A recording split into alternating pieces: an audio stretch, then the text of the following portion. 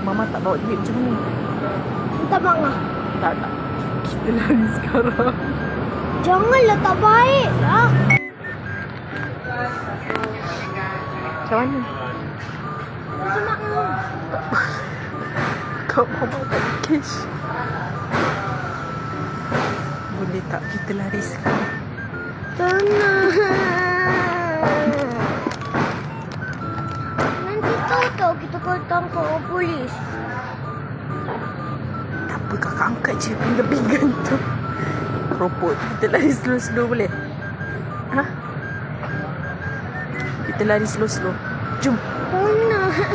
Janganlah tarik Mama. Cepat. Tenang. Cepatlah. Tak boleh lah. Kenapa tak boleh? Tuhan marah tau. Kenapa tuan nak marah pula? Sebab kita tak boleh. Kenapa?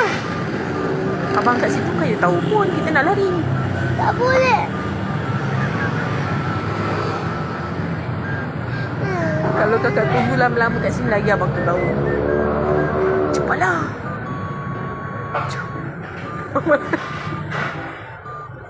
Kakak cepatlah kakak. Nak. Cepatlah. Tenang.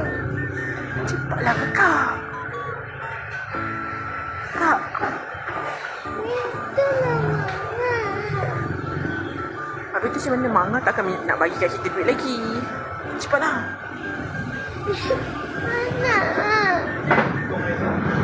Ataupun kakak pinjam kat abang sebelah sana boleh. Ha? Kakak pinjam dekat abang yang meja sebelah. Pinjam duit dekat dia. Transfer. Tadi Mama tak ada duit. Tenang. Mama je lah. Ina.